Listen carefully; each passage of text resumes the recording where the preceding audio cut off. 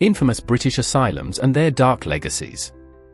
When people speak about the British asylum system, they often speak in generalities. They picture long corridors, iron beds, locked wards, echoing footsteps, whitewashed walls. Institutions sitting on the edge of towns like grim little worlds cut off from ordinary life. But the history of the asylum in Britain was not built from one place. It was built from many places.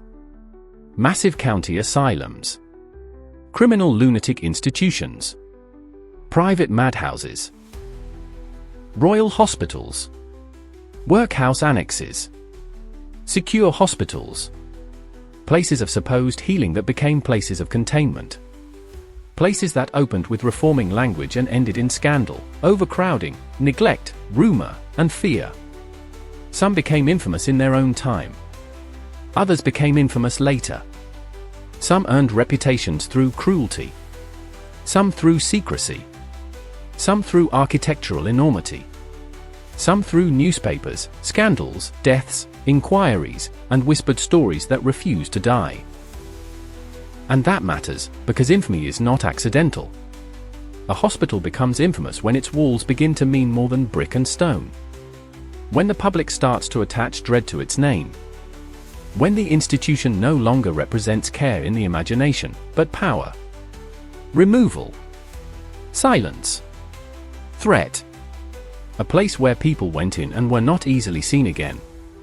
Across Britain, certain asylums came to embody exactly that. Not because they were all identical. Not because every staff member was cruel. Not because every patient story was the same. But because these institutions reveal, in concentrated form, the darkest contradictions of the asylum age. They were built to restore order, yet often became engines of disorder. Built to heal, yet consumed by custody. Built to reform old brutality, yet repeatedly reproduced it in new forms. Built to separate madness from society, and in doing so, help define who society was willing to forget. Tonight, we step inside some of the most infamous asylum institutions in British history. Not simply to list their names, but to understand why they mattered. Why they were feared. Why they were remembered. And why, even now, long after many of them have closed, their shadows remain. 1. Bethlem Royal Hospital, the name that became a nightmare. If there is one institution that sits at the dark symbolic heart of British psychiatric history, it is Bethlem Royal Hospital. Bethlem is ancient by asylum standards. Its origins stretch back to the 13th century, and over centuries it moved locations, transformed in purpose, and evolved through many institutional forms. But what made Bethlem legendary was not simply its age. It was the way its name escaped the building and entered the language itself. Bethlem became Bedlam, and Bedlam became chaos. Noise. Disorder. Horror. Madness as public spectacle. That alone tells you something profound. Very few institutions become metaphors. Bethlem did. Its original purpose, in theory, was care for the mentally disturbed. But for much of its earlier history, the line between care, confinement, punishment, and exhibition was blurred almost beyond recognition. In early modern and 18th century Britain, madness was not understood through anything like modern psychiatry. People with psychosis, trauma, dementia, neurological disease, severe depression, developmental disability, and many other conditions could all be gathered under vague and fearful labels. Bethlem stood inside that world as one of its most notorious containers. Its reputation during operation became infamous partly because of the way the public engaged with it. Bethlem was not merely a hospital. For periods of its history, it functioned in the public imagination almost as a theater of insanity. Visitors came to observe patients. The suffering of the institutionalized became spectacle. The gap between normal society and the mad was acted out through architecture, staring, rumor, and mockery. Madness became something to look at from a safe distance, something to consume emotionally without sharing in the humanity of the person experiencing it. And that may be one of Bethlem's darkest legacies, not only mistreatment within its walls, but the cultural permission it gave society to turn mental suffering into a performance. The architectural atmosphere changed across its different sites, but the symbolic atmosphere remained heavy. Bethlem was never just a treatment center in the public mind. It was a place of dread, a place associated with chained bodies, disturbed cries, and human beings reduced to examples of derangement. Even when reforming narratives later softened the language of psychiatry, the older image of Bethlem lingered. Why did it become so infamous? Because it condensed everything Britain feared about insanity into one institution. Because it was visible. Because it was talked about. Because it sat at the crossroads of medicine, charity, spectacle, class control, and public fascination. And because its name became shorthand for social collapse itself. As for closure and what remains now, Bethlem did not simply vanish in the way many Victorian county asylums later did.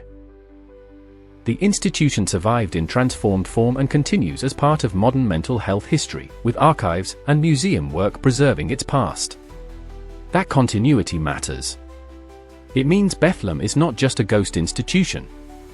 It is a living historical wound and record. And of course, Bethlem has accumulated enormous folklore. Ghost stories, haunted legends, urban horror retellings. Popular memory often exaggerates, distorts, or sensationalizes its history. But that myth-making did not emerge from nowhere. It emerged because Bethlem had already become the most powerful symbol of madness made visible and caged.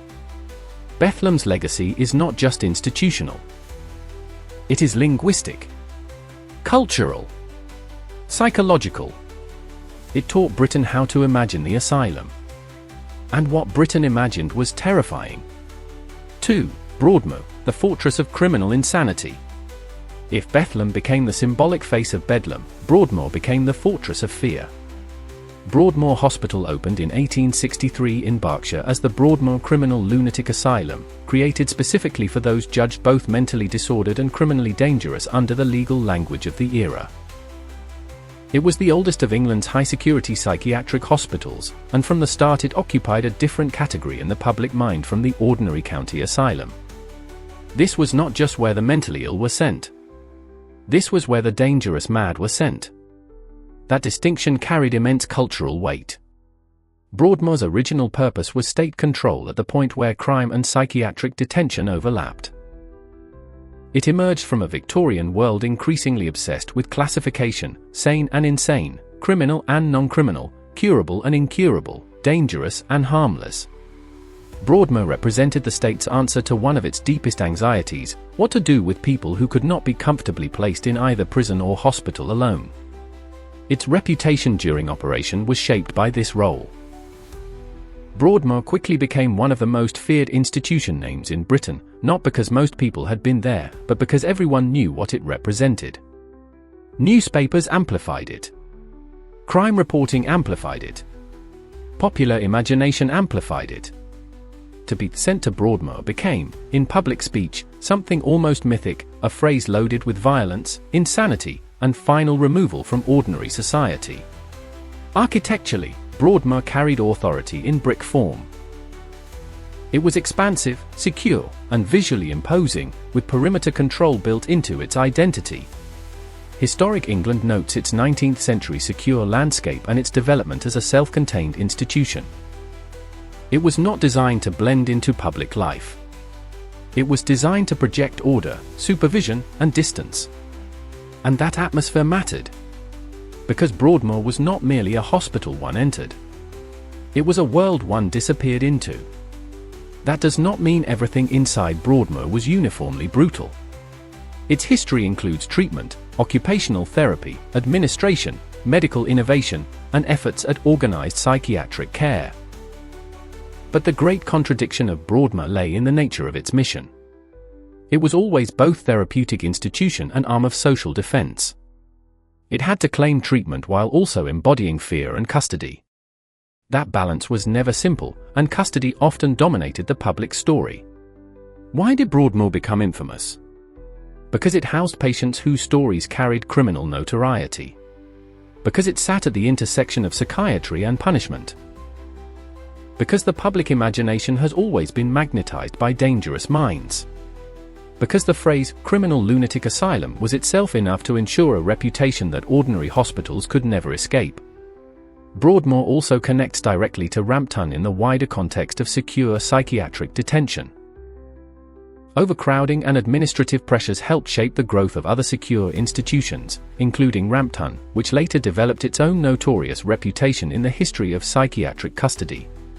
Unlike many old asylums, Broadmoor did not become merely a ruin or converted apartment complex.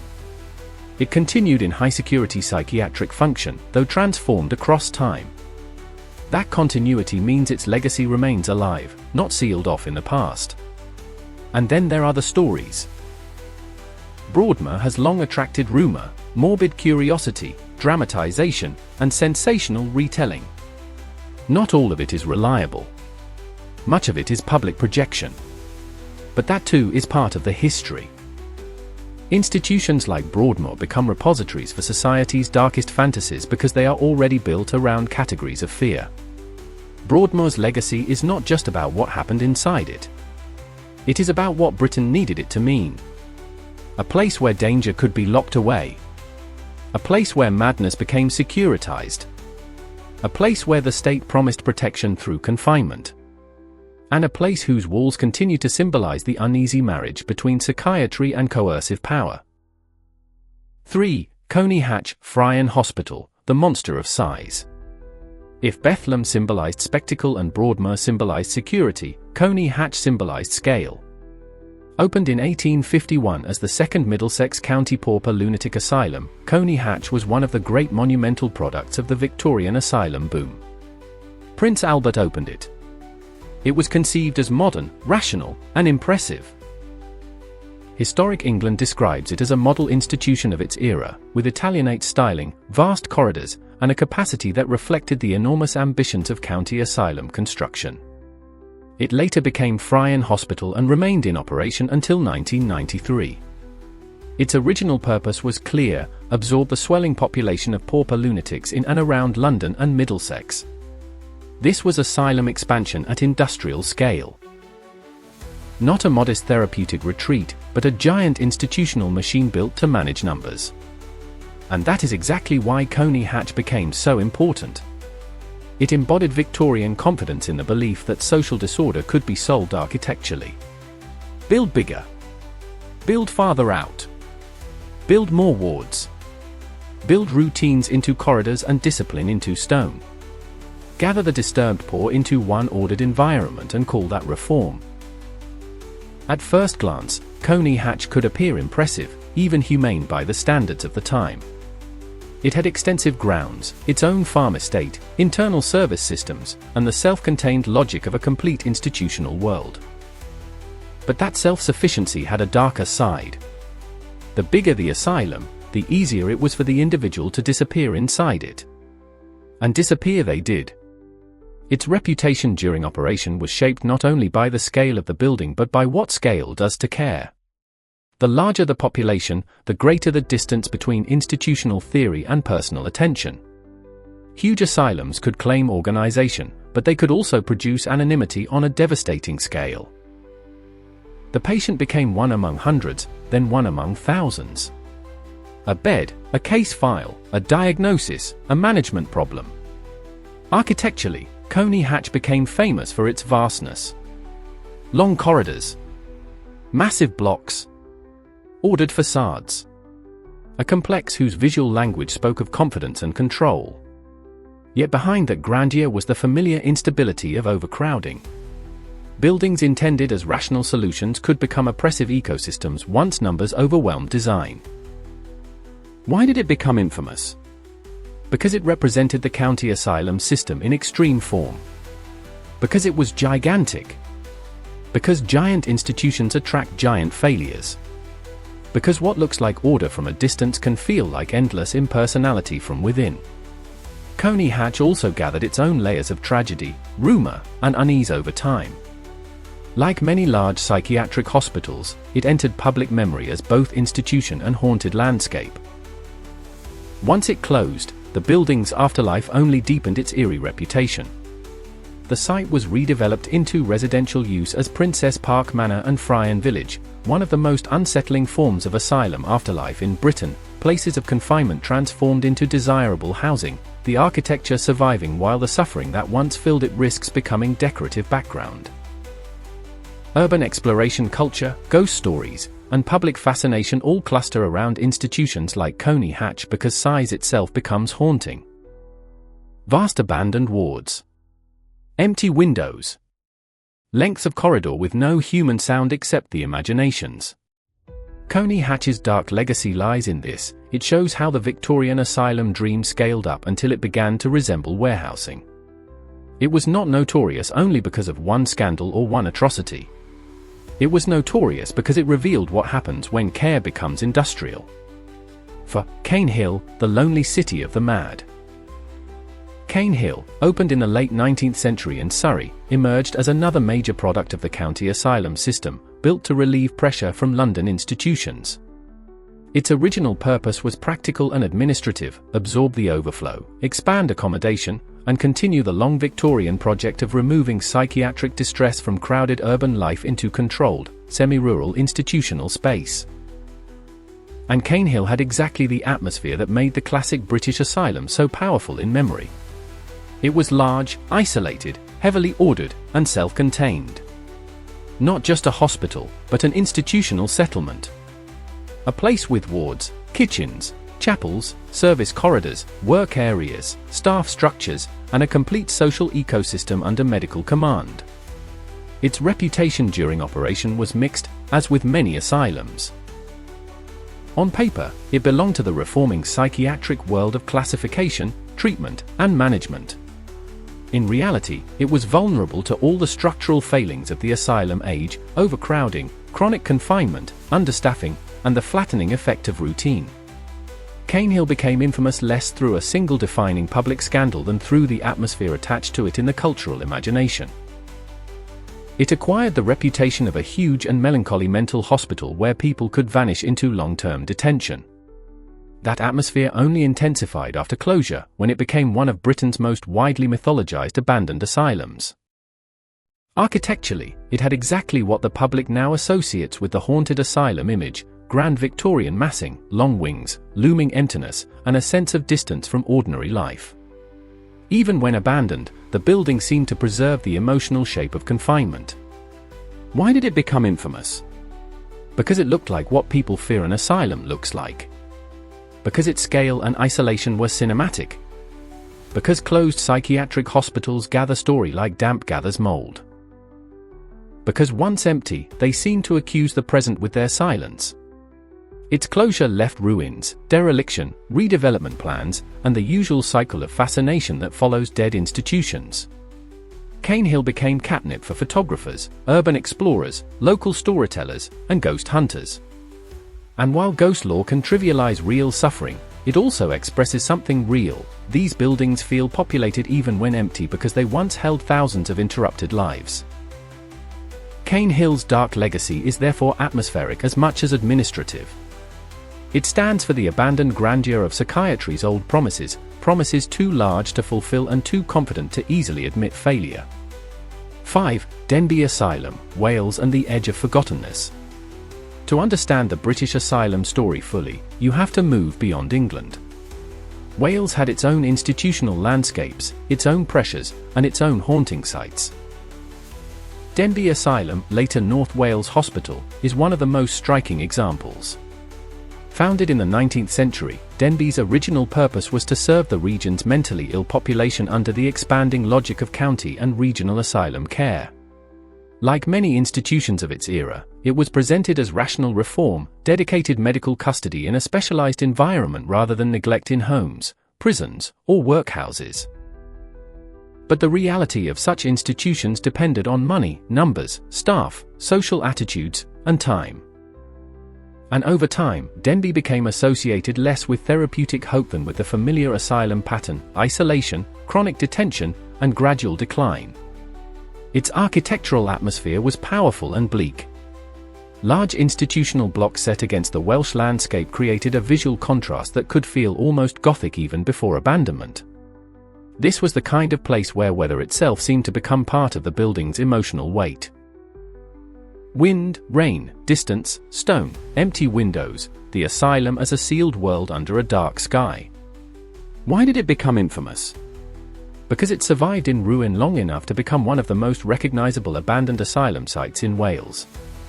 Because dereliction exposed the physical shell of psychiatric history in unusually stark form. Because the public could see, in crumbling architecture, the remains of a system that had once seemed permanent. Its closure left behind one of the most evocative institutional ruins in Britain. Denby's afterlife in photographs, exploration videos, local memory, and paranormal storytelling has been enormous.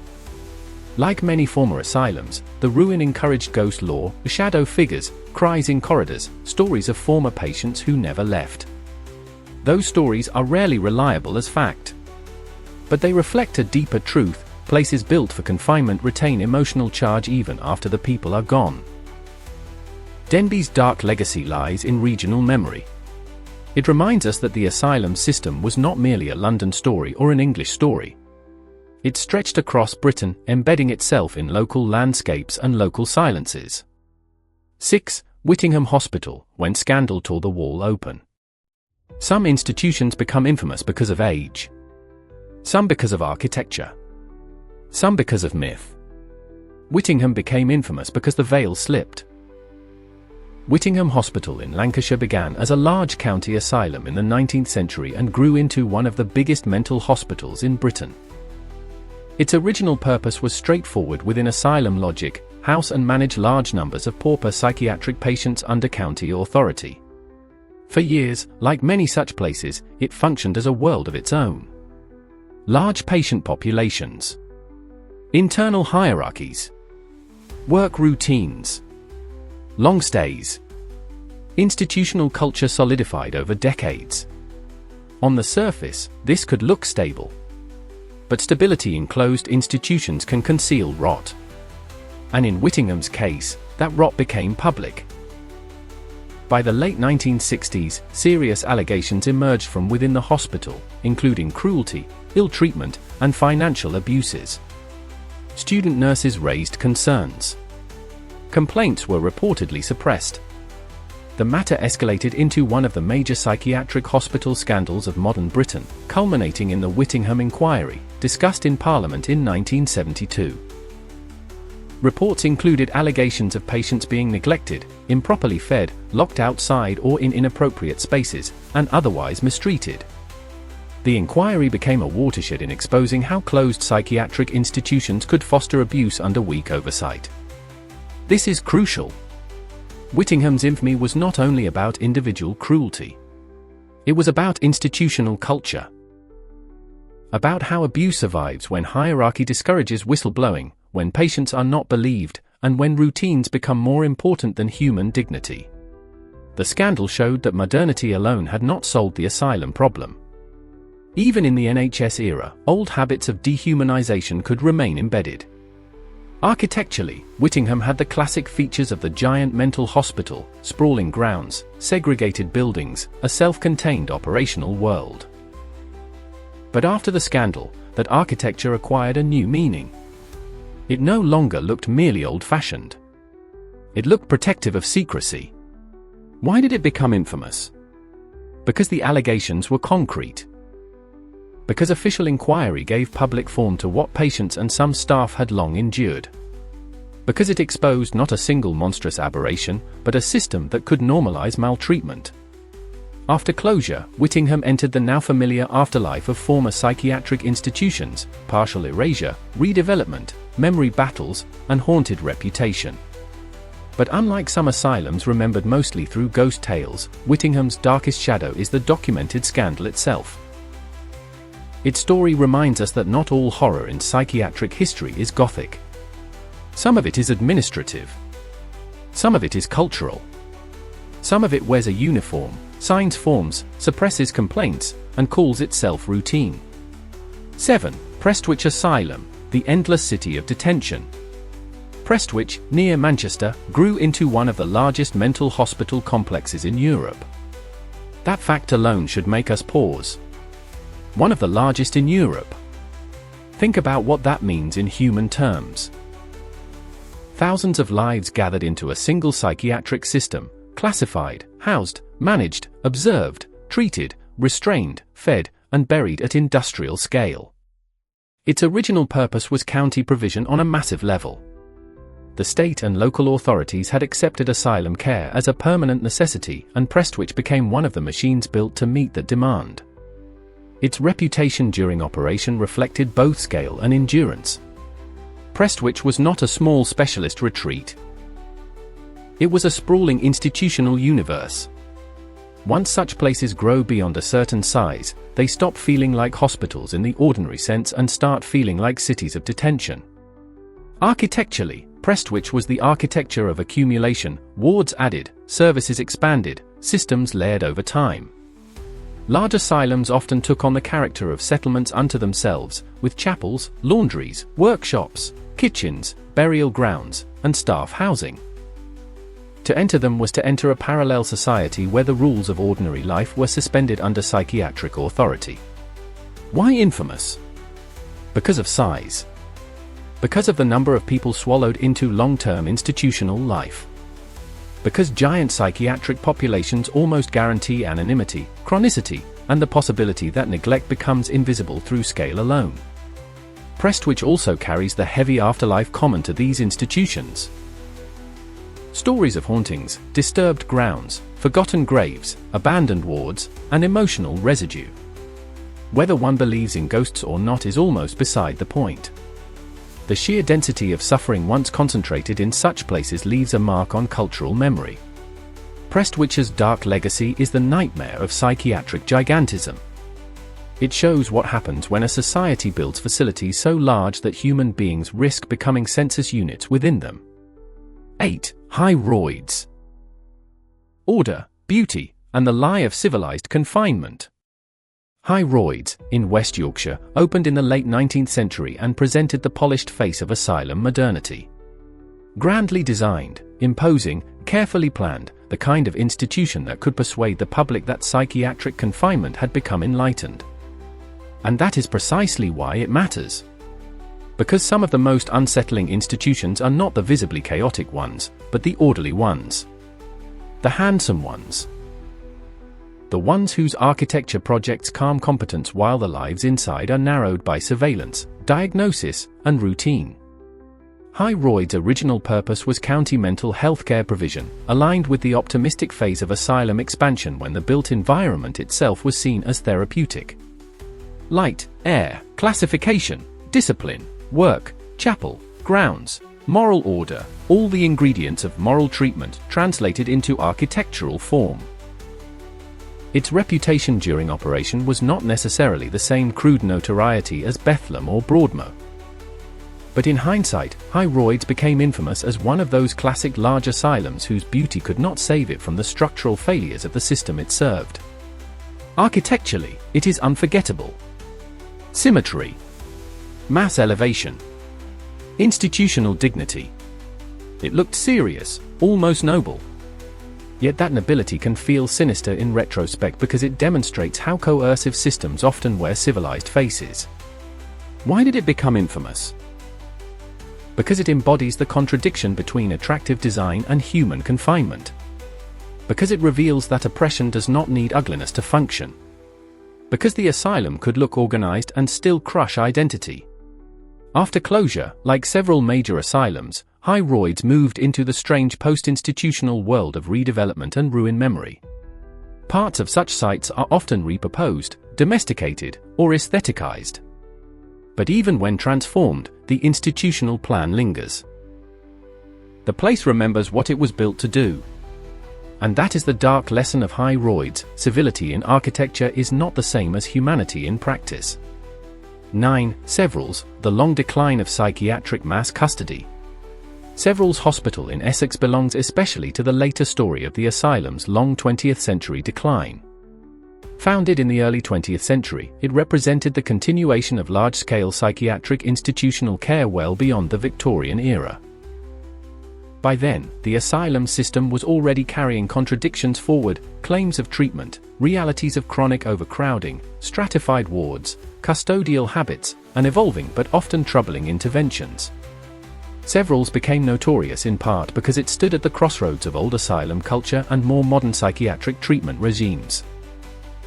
This means its dark legacy is tied not only to detention, but also to the uneasy history of 20th century psychiatric procedures and the depersonalized environment of large mental hospitals. Its architectural atmosphere was less medieval Gothic in public memory than some earlier institutions, but no less oppressive: large wards, institutional repetition, administrative massing, and the emotional flatness of state psychiatric design. Why infamous? Because it represents the survival of asylum logic into an age that increasingly knew better. Because by the 20th century, overcrowding, chronic confinement, and depersonalized treatment could no longer be defended as innocent experimentation. Because it reminds us that psychiatric harm did not end with the Victorians. After closure, Severals became a magnet for abandoned hospital fascination, ghost narratives, and urban exploration imagery. Empty psychiatric hospitals from the 20th century have a special kind of unease. Less ornate, more bureaucratic, more recognizably modern. They feel closer to us, and therefore harder to dismiss as relics of a barbaric past. 10. St. Augustine's, the asylum as a coastal world of exile. St. Augustine's Hospital in Kent carries another important dimension of asylum history: geographic estrangement. Large psychiatric hospitals were often set apart from urban centers, but coastal and semi-rural institutions could intensify that sense of exile. St. Augustine's developed into one of those places that felt not merely separate, but displaced from ordinary social life. Its original purpose fit the familiar pattern: county psychiatric provision on a large scale. But like many hospitals of its type, it gradually accumulated the marks of long-term institutional life: repetition, hierarchy, segregation, internal labor, and a patient population that could become semi-permanent. Its architectural and environmental atmosphere helped shape its memory. Isolated institutions do something strange to the imagination. They feel more final, more removed, more difficult to reach, and therefore easier to ignore. Why infamous? Because isolation magnifies dependency. Because the farther a patient is from ordinary social life, the more fully the institution owns their world. Because hospitals like St. Augustine's embodied psychiatric exile as geography. After closure, it too entered the half-ruin, half-myth status so many former asylums now occupy. The stories around such places are often thick with sightings, presences, footsteps, voices, and tragedy. Again, the paranormal framing can be sensational. But beneath it lies a valid historical instinct. People feel that these places have not emotionally emptied out. 11. Rampton, the secure shadow.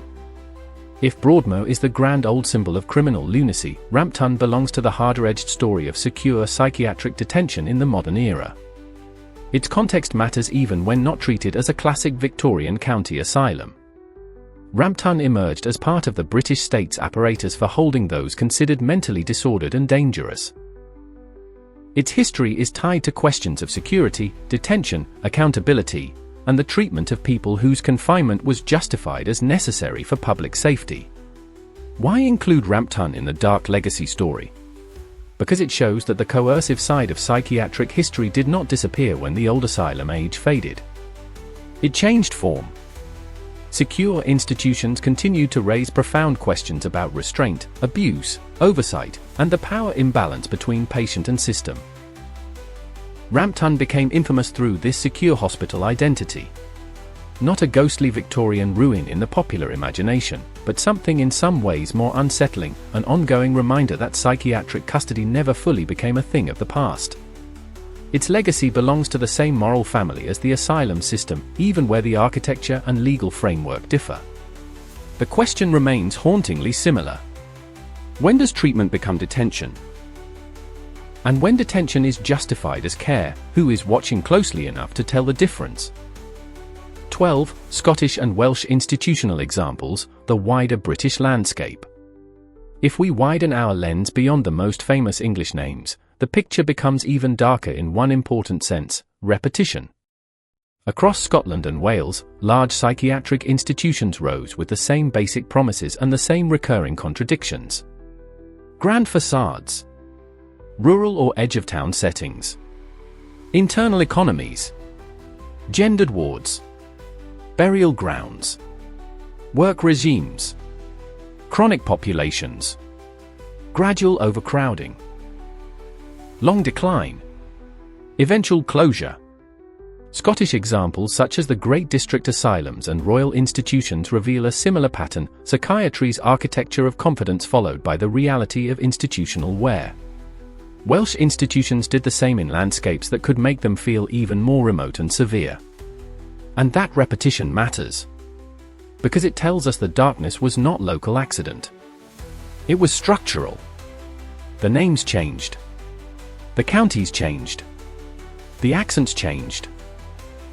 But the institutional logic returned again and again. Containment presented as care. Order presented as treatment. Distance presented as protection. Erasure presented as administration. That is the true geography of the British asylum legacy. Not one haunted building. Not one scandal. Not one cruel doctor. But a whole landscape of institutions that taught the state how to remove troubled people from sight and call that civilization. Why these places still haunt Britain? So why do these asylums still grip the imagination? Why do photographers, filmmakers, historians, ghost hunters, descendants, and urban explorers keep returning to them? Because they are not just buildings. They are moral ruins. Even when restored, redeveloped, converted into apartments, or reduced to fragments in local memory, they remain charged with unresolved questions. How many people were truly helped? How many simply disappeared inside? How much suffering was called treatment because society preferred not to look closely? How many difficult lives were managed rather than understood? How many deaths became paperwork? How many names remain in archives with no one left to speak them aloud? The ghost lore around British asylums is powerful, but the real haunting is historical. It is the haunting of systems that believed confinement could solve human distress. The haunting of architecture built on faith in control. The haunting of institutions that began in reform and drifted toward warehousing. The haunting of people whose voices were dismissed while official records spoke over them. The haunting of buildings that still stand, silently asking what exactly happened in the worlds they once contained. Bethlem haunts because it turned madness into spectacle. Broadmoor haunts because it fused fear with psychiatry. Colney Hatch haunts because it showed how gigantism crushes individuality. Whittingham haunts because scandal proved the walls were protecting abuse. Denbigh and Cane Hill haunt because abandonment makes visible what institutions tried to hide.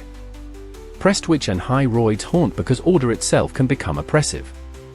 Rampton haunts because secure psychiatric power still forces us to ask who confinement truly serves. These places became infamous for different reasons. But their dark legacies converge in one devastating truth. The British asylum was never only a medical system. It was a social system. A political system. An architectural system. A moral system. And once built, it shaped not only the lives inside its walls, but the way Britain learned to fear, classify, exile, and remember mental suffering. The names remain: Bethlem, Broadmoor, Colney Hatch, Whittingham, Denbigh, Cane Hill, Prestwich, High Royds, Severals, St. Augustine's, Rampton. Some are still standing. Some are ruins. Some have become homes. Some are archives. Some survive mostly as rumor. But none of them are empty in history. Because every infamous asylum leaves two structures behind: the building and the memory. And sometimes, the memory is the darker ruin of the two. Public scandals, investigations, and exposés. For years, the asylum was a world apart. a place of locked corridors, barred windows, institutional chapels, echoing wards, and sealed authority. From the outside, many of these institutions presented themselves as places of benevolence.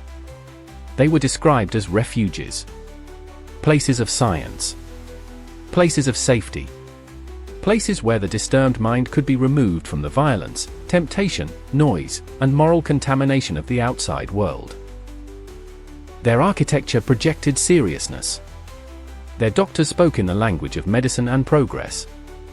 Their annual reports were full of numbers, classifications, routines, and official optimism. But behind the language of care, behind the polished reports, and behind the walls themselves, another reality often existed. A reality of neglect. A reality of fear. A reality of silence.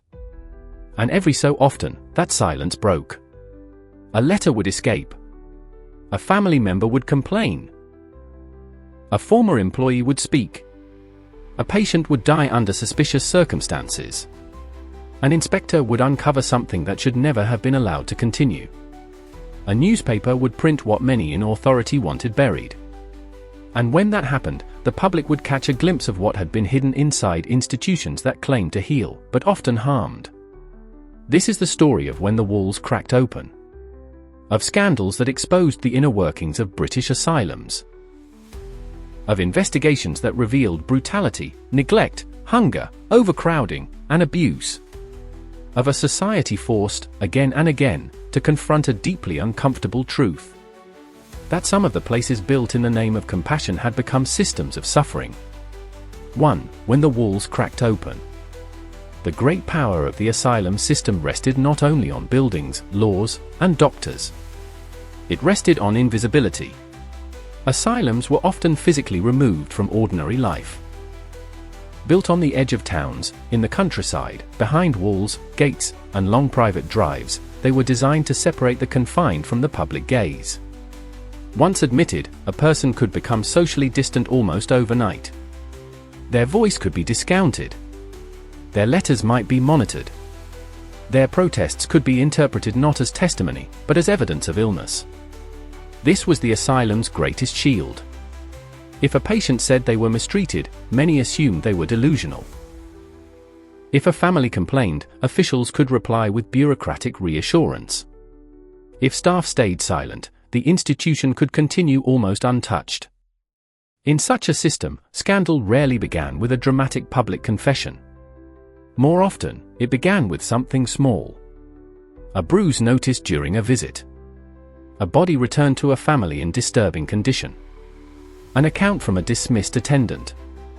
A rumor repeated too many times to ignore. A string of unexplained deaths. A ward inspector who found conditions far worse than expected. A local journalist who refused to let the matter drop. The world of the asylum was supposed to remain closed. But closure was never perfect. Cracks formed. Information leaked. And once that happened, institutions had to do what powerful systems always do when threatened. They denied. They minimized.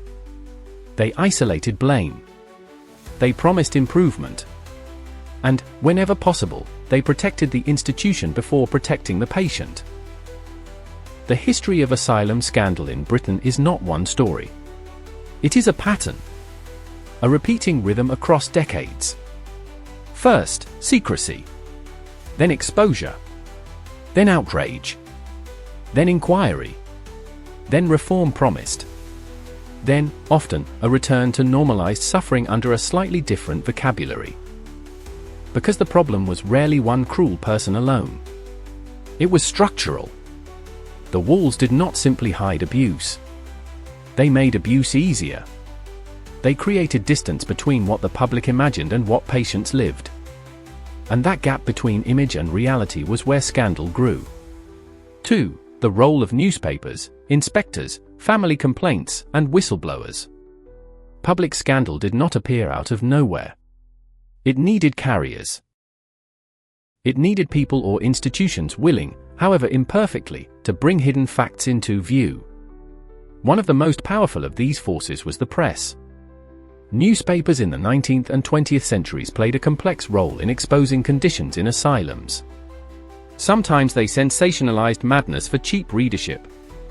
Sometimes they reduced patients to grotesque caricatures.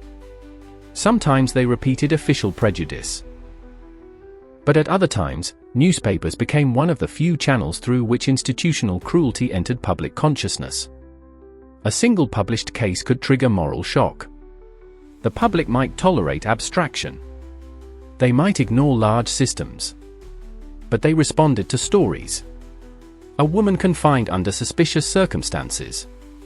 A patient beaten by attendants. An elderly pauper dying neglected in filth. A ward so overcrowded that beds touched bed, bodies pressed against bodies, air thick with disease and despair. When newspapers attached human narrative to hidden suffering, the respectable facade of the asylum could begin to crack. Then there were inspectors. In theory, inspection was one of the great safeguards of the asylum world. Visiting commissioners, local officials, and state-appointed bodies were meant to ensure that institutions were being properly run. Records were reviewed. Wards were visited. Complaints were heard. Deaths and restraints could be noted. Conditions could be reported upward into systems of administration and policy. But inspection had limits. Inspections could be too brief, too formal, too deferential, too dependent on the same institutional hierarchy they were meant to oversee. Staff could prepare for visits. Problem areas could be hidden. Disturbing incidents could be reframed. Patients who tried to complain could be dismissed as unreliable, incoherent, or disturbed. Reports could soften reality into administrative language, deficiencies, irregularities, want of cleanliness, unfortunate occurrences. Yet even within these limits, inspection sometimes uncovered serious abuse. And once written down, even in cautious official prose, those findings could become dangerous. Family complaints were another source of exposure. Not every family cared equally. Some were distant. Some were ashamed. Some were relieved to have handed over a difficult relative. But many families remained emotionally involved and deeply suspicious of what institutions did in their name. They noticed changes in their relatives. Weight loss. Fear. Bruising. Sudden silence. Strange letters. Inconsistent explanations. Sudden deaths. Families often faced a steep uphill battle when they challenged asylum authority. Against them stood doctors, magistrates, paperwork, institutional prestige, and the social assumption that those inside the asylum were there for good reason. To complain was to question medicine, government, and the moral order at once. And yet some did complain. Some wrote letters. Some demanded inquiries. Some spoke to newspapers. Some refused official explanations. In doing so, they became one of the few bridges between the closed world of the institution and the outside world. And then there were whistleblowers. These were often attendants, nurses, junior staff, clerks, or other workers who saw too much. People low enough in the hierarchy to witness the everyday reality of institutional life, but not always powerful enough to change it internally. A whistleblower might expose beatings, or underfeeding, or the rough handling of patients during restraint, or the way a death had been covered up, or the casual cruelty that had become so normalized among exhausted staff that hardly anyone inside still recognized it as scandalous. Whistleblowers were dangerous because they violated the institution's unspoken rule: what happens inside stays inside. But speaking out came at a cost. They could be dismissed, discredited, threatened, or portrayed as bitter former employees.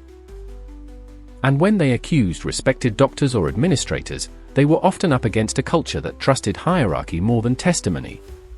Still, without such people, much would have remained forever buried. The walls did not crack on their own. Someone always had to push.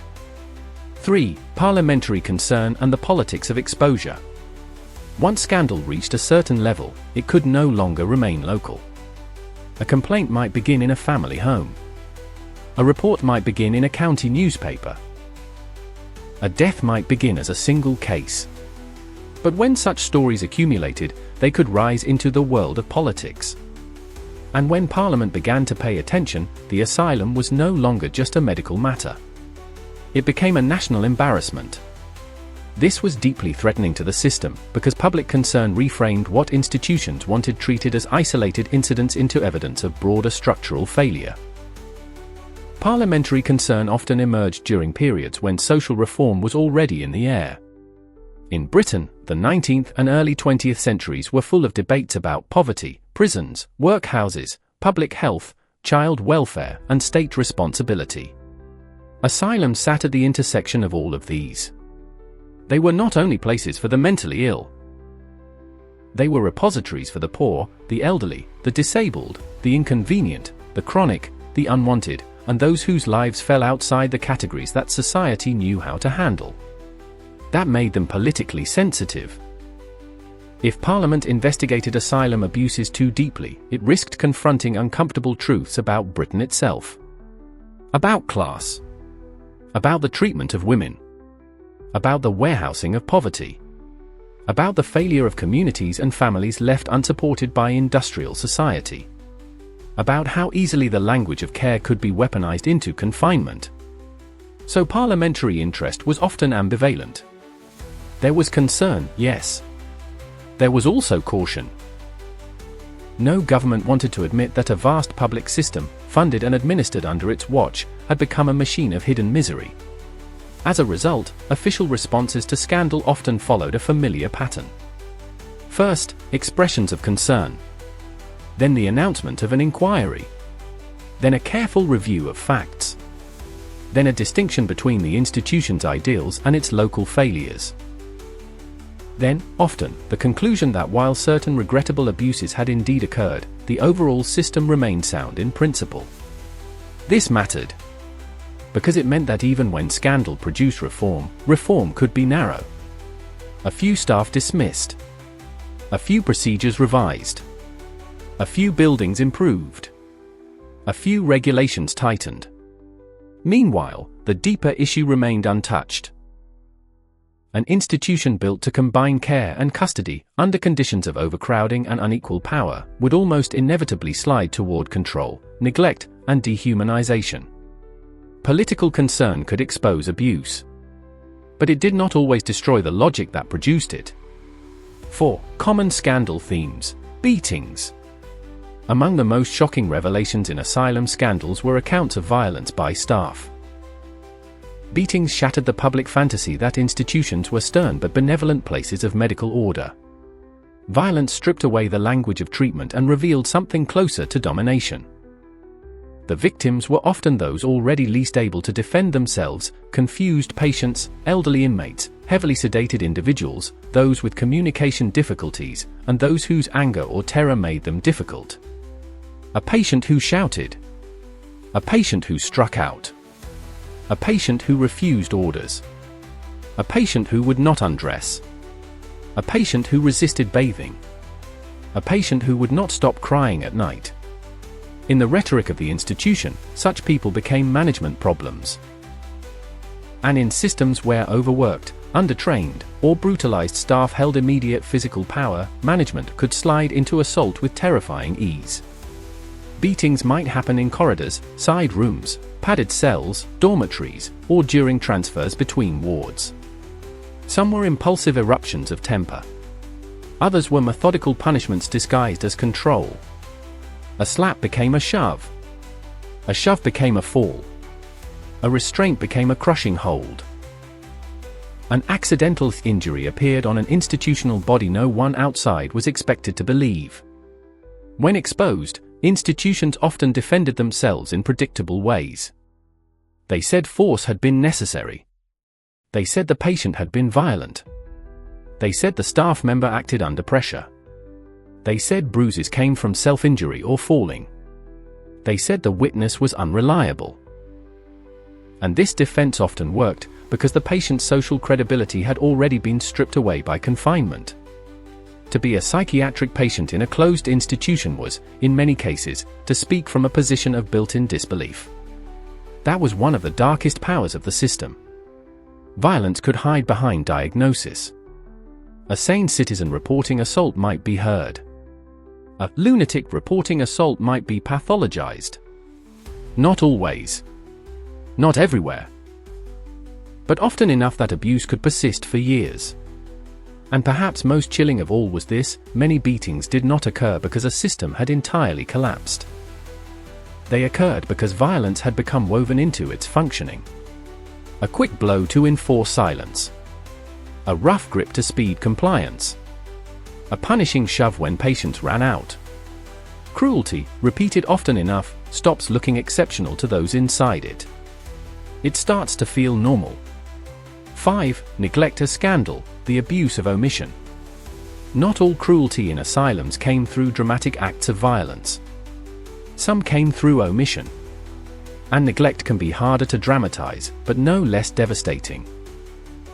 Neglect meant patients left in soiled clothing. Patients not washed properly. Patients fed too little, or fed badly. Patients left unattended while physically ill. Patients lying in damp beds. Patients developing sores. Patients deteriorating in filthy wards. Patients wandering confused without comfort. Patients in emotional crisis met not with care, but with exhaustion, indifference, or delay. Neglect flourished in overcrowded institutions where too few staff were responsible for too many people. In such environments, basic humanity becomes hard to sustain. Washing, feeding, cleaning, comforting, supervising, documenting, medicating, and protecting hundreds of vulnerable people requires time, energy, skill, and emotional endurance. When those are absent, neglect becomes built into the daily rhythm of the place. No one may need to make a deliberate decision to be cruel. The system itself performs the cruelty. A patient waits too long to be changed. Too long to be seen. Too long to be heard. Too long to be treated. Too long to be saved. And because neglect is dispersed across routines, no single act may appear monstrous. But its cumulative effect is devastating. A person weakens. A body declines. A mind sinks further into despair. An institution that claims to care slowly grinds someone down through absence. When scandals exposed neglect, the public often reacted with a particular kind of horror. Violence is terrifying, but recognizable. Neglect is colder. It implies not rage, but the collapse of concern itself. The idea that vulnerable people could be left day after day in dirt, hunger, confusion, or untreated illness inside institutions funded by the state and defended by medical authority was profoundly disturbing. And yet neglect was one of the most persistent features of asylum scandal, precisely because it did not require spectacular evil. It only required too many patients, too little accountability, and a culture in which those suffering inside were no longer fully seen as persons. 6. Underfeeding and hunger. Another recurring scandal theme was food. Or rather, the lack of it. Food in asylums was never just nutrition. It was also administration, economy, discipline, and hierarchy. In a large institution, feeding hundreds or even thousands of people required budgets, supplies, kitchens, staff, timetables, and systems of distribution. When resources were strained or corruption crept in, food became one of the first areas where suffering showed itself. Underfeeding did not always mean outright starvation in the most dramatic sense. It could mean chronic insufficiency. Thin soups. Poor bread. Tiny portions. Repetitive meals lacking nourishment. Weak tea. Meat of poor quality. Diets not adapted for the sick, the elderly, or the physically frail. In overcrowded institutions, meals could become purely functional. A mass process of delivery and consumption, stripped of dignity and attentiveness. Patients ate quickly, under observation, often in noisy wards or dining halls where distress and discipline mingled. For some, eating was one of the day's few structured events. For others, it was another reminder of dependence. When scandals emerged around food, they often revealed more than bad kitchens. They revealed a moral ranking of lives. If those confined were seen as less deserving, less visible, less urgent, then inferior food became easier to justify. Economizing on patients was not merely financial. It reflected social value. The poor lunatic, the old pauper, the chronic inmate, the institutionalized woman, the difficult patient, these people sat low in the moral economy of public concern. Families sometimes noticed the consequences in bodies transformed by institutional life. Weight loss, frailty, pallor. A relative who seemed diminished in ways no official explanation could satisfy. Reports of hunger were especially explosive because food touches something primal. To imagine vulnerable people going hungry in a place that controlled every hour of their lives, every movement, every possession, every contact with the outside world, that struck directly at the institution's claim to benevolence. And there was a further cruelty. In some settings, food could become a tool of reward and punishment. Better treatment for compliant patients. Restrictions for troublesome ones. Whether formally or informally, the line between feeding and disciplining could blur. So when underfeeding became scandal, it was not just about calories. It was about power. About who ate, how much, under what conditions, and with what degree of human regard. 7. Unsanitary conditions. There are few things more effective at shattering institutional respectability than filth. Filth is difficult to explain away. A grand facade may impress. A medical report may reassure. But a foul-smelling ward, lice, overflowing toilets, damp bedding, human waste, insects, and the lingering odor of urine and sickness tell their own story. Unsanitary conditions became one of the most common and recurring features in asylum investigations. This was especially true in periods of overcrowding, underfunding, wartime strain, or administrative breakdown. Institutions originally built to embody order and therapeutic calm could, under pressure, become places of stench and contamination. The causes were many. Too many patients for too few bathrooms. Insufficient laundering. Poor drainage. Aging buildings. Inadequate ventilation. Exhausted staff unable to keep pace.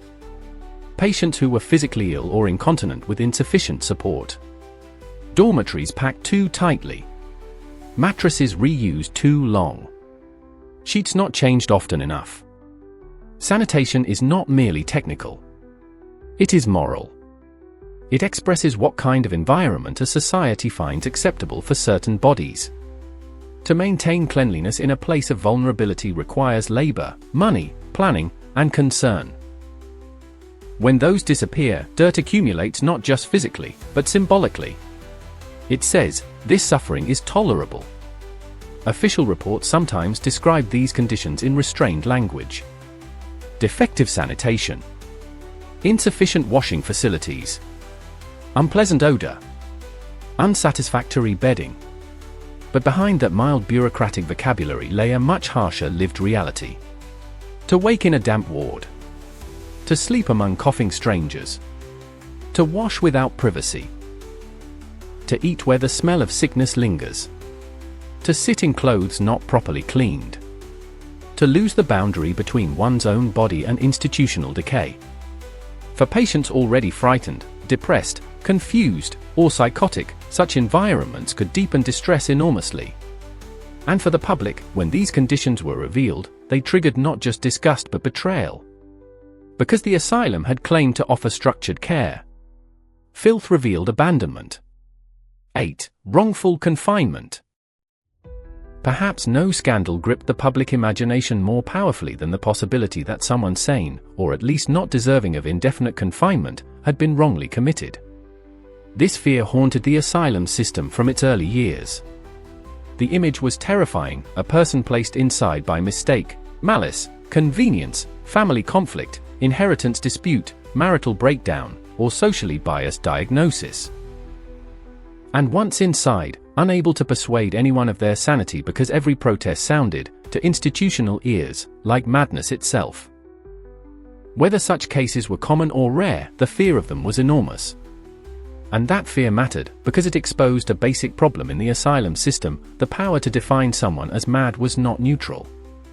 Certification could rest on medical opinion, legal processes, relatives' testimony, and social context. But all of these were shaped by the prejudices of their time. Women who resisted domestic roles. People whose grief or rage became inconvenient. Alcoholics. Those with epilepsy. The elderly confused poor. Individuals with neurological disease. The learning disabled. The socially disruptive. The non-conforming. The unwanted. The distinction between illness and inconvenience was not always clear in practice. Wrongful confinement scandals resonated so strongly because they touched the deepest anxiety of all, the state, the family, and medicine working together to erase a person's liberty under the banner of care. When such cases reached newspapers or inquiries, they often produced heated public debate.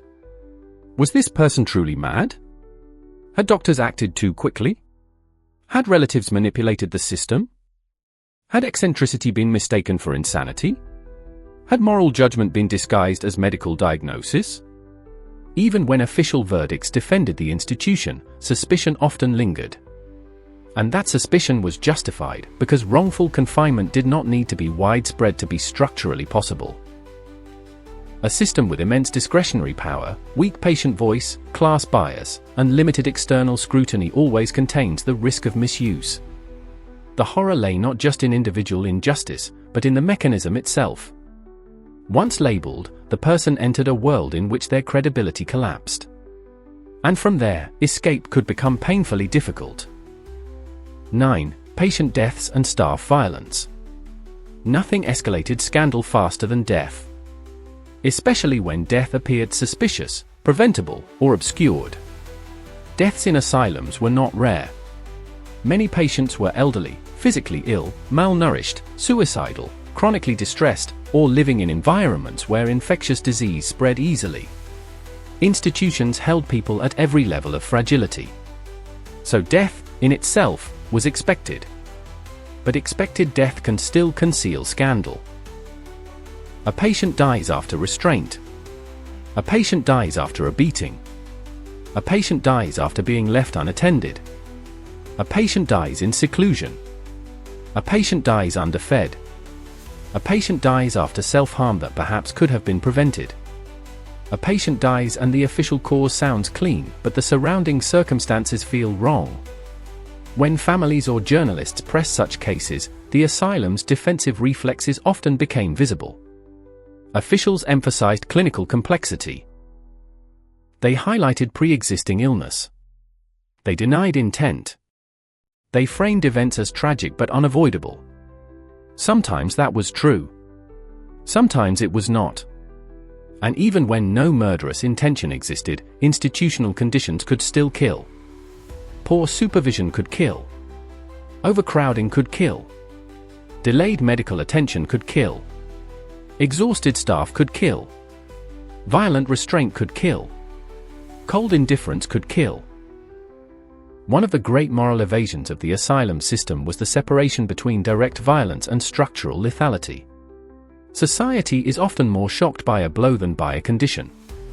A bruise seems scandalous. Chronic neglect seems administrative. Yet both can end in death. When investigations followed patient deaths, what often emerged was not only the immediate cause, but the ecology around it. Weak oversight. Normalized rough handling. Missing records. Inconsistent testimony. A culture in which staff protected one another. A dead patient who could no longer speak. An institution determined to preserve its legitimacy. Death exposed the ultimate stakes of confinement. Inside the asylum, one could lose not only freedom and identity. One could lose life itself. And even then, the truth might not fully emerge. 10. Sexual abuse and the most difficult silences. Among the darkest and most painful scandal themes was sexual abuse. This subject is especially troubling because the structure of the asylum made patients uniquely vulnerable. They were confined, disbelieved, dependent, often physically weaker than staff, often isolated from outside protection, sometimes heavily medicated, sometimes unable to communicate clearly in ways the outside world would accept. Always positioned low in the hierarchy of credibility. This was an environment in which abuse could occur with terrifying asymmetry of power. And proving it was extraordinarily difficult. If a patient reported sexual misconduct, officials could dismiss the allegation as delusion, confusion, fantasy, or symptom. If the accused was a respected staff member, the patient's position weakened further. If the institution feared scandal, it had every incentive to contain the complaint. That does not mean all accusations were ignored, nor that all institutions responded identically. But the system as a whole was dangerously favorable to silence. Sexual abuse within such settings carried special layers of harm. It was not only assault. It was betrayal by the structure that claimed to protect. It exploited isolation. It depended on disbelief. It weaponized the patient's status as someone already regarded as unstable or socially diminished. And unlike a public injury, sexual abuse often left little visible evidence that others were willing to recognize. Shame compounded silence. Fear of retaliation compounded silence. The possibility of being mocked, ignored, or further punished compounded silence. When such cases surfaced publicly, they generated intense shock, but also discomfort. Society often prefers scandal it can localize: one bad ward, one bad attendant, one monstrous man. Yet sexual abuse in institutional settings is rarely only individual. It reflects conditions under which boundaries weaken, supervision fails, and the vulnerable are treated as available rather than protected. In this sense, the exposure of sexual abuse pointed to one of the deepest truths of the asylum system. A person deprived of liberty is also a person at heightened risk of being used. And when their word carries little weight, the danger deepens. 11. Why reform was so slow. Given all this, the beatings, neglect, hunger, filth, wrongful confinement, suspicious deaths, abuse, why was reform so slow? Why did scandal not simply destroy the system? Part of the answer lies in stigma. Psychiatric patients were never socially equal witnesses. Their suffering occurred under a cloud of suspicion. Their words were filtered through diagnosis. Their pain was often treated as unfortunate, but not fully authoritative. A society that fears or pities a group is not the same as a society that listens to them. That mattered enormously. It meant abuses that would provoke immediate outrage in other settings could be rationalized inside the asylum. Then there was institutional prestige.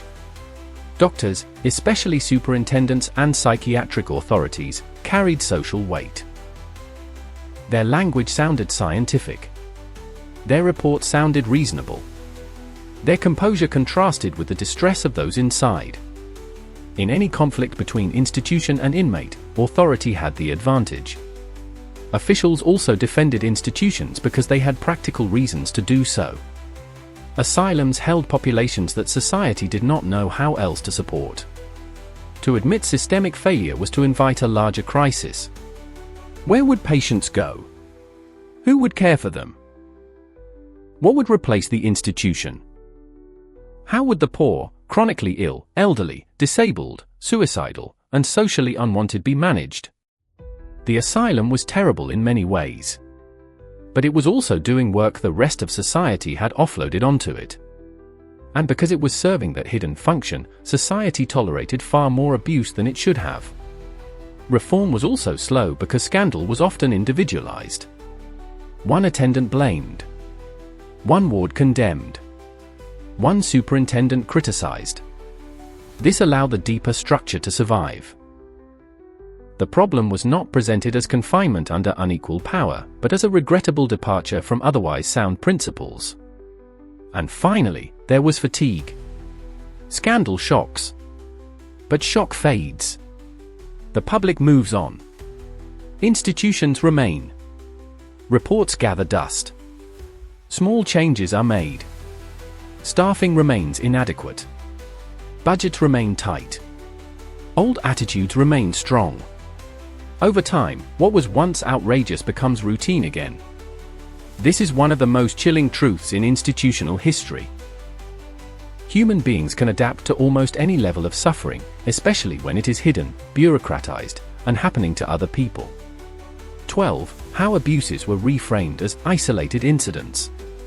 One of the most effective survival strategies of troubled institutions is narrative control.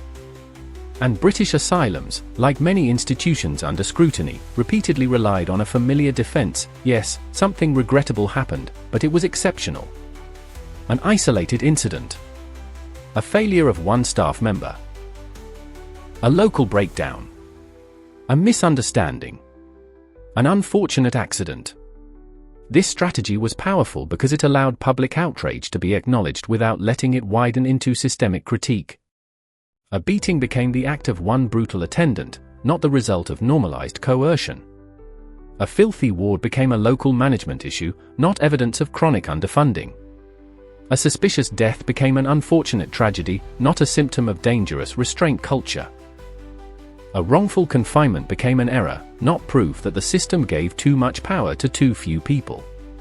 The language of isolation protects systems. It encourages the public to believe that the institution's ideals remain intact and that only enforcement failed. In doing so, it preserves legitimacy. The scandal is contained, literally and symbolically, just as the patients were. But when one reads across decades of reports, inquiries, family complaints, journalistic exposés, and survivor accounts, a pattern becomes impossible to ignore. The same themes recur too often. Violence. Neglect. Overcrowding. Silencing. Understaffing. Dehumanization. The repetition itself is evidence. A system that produces the same abuses over and over cannot hide forever behind the language of exception. And yet it tried. Again and again. 13. Media, moral shock, and public reaction. When scandal finally became visible, the public reaction was often a strange mixture of horror, denial, fascination, and distance. Some reacted with genuine moral outrage. How could this happen in a civilized society? How could the vulnerable be treated this way? How could doctors and administrators allow it? How could the state fund such places? Others responded with disbelief. Surely the reports were exaggerated. Surely such conditions could not be widespread. Surely the worst cases did not represent the whole system. Still others consumed asylum scandal as spectacle. A dark thrill. Another tale of human misery from behind forbidden walls. In this, public reaction sometimes mirrored the same tension found in newspaper coverage, sincere concern mixed with voyeuristic fascination. This matters because scandal alone does not guarantee justice. A society can be shocked without changing. It can consume horror as information, then return to ordinary life. The emotional force of exposure is real, but often brief. Meanwhile, those inside the institution remain there long after the headlines fade. Even so, public scandal had consequences. It damaged trust. It emboldened critics. It pressured inspectors. It gave families language for their suspicions. It created archives of accusation that later generations could not entirely ignore. It weakened the authority of institutions that had long relied on distance and silence. And in a deeper sense, scandal changed the moral imagination of the public. It forced people to confront the possibility that the asylum was not merely a place where madness was managed. It was also a place where power could go bad. Where care could become coercion. Where treatment could shade into punishment. Where official respectability could coexist with hidden suffering. That realization did not arrive all at once. It accumulated. Case by case. Report by report. Death by death. Until the old image of the asylum as a protected medical sanctuary became harder and harder to sustain. 14. The deeper truth revealed by every exposé. Every scandal revealed a particular abuse. But beneath the details, most exposés pointed to the same underlying truth. The problem was never only what happened inside the asylum. The problem was the kind of power the asylum represented. A power to define. A power to confine. A power to disbelieve. A power to punish without calling it punishment. A power to manage entire human lives behind walls the public rarely entered. This is why even well-intentioned reforms often fail to fully solve the problem. They addressed symptoms. They revised rules. They improved inspections.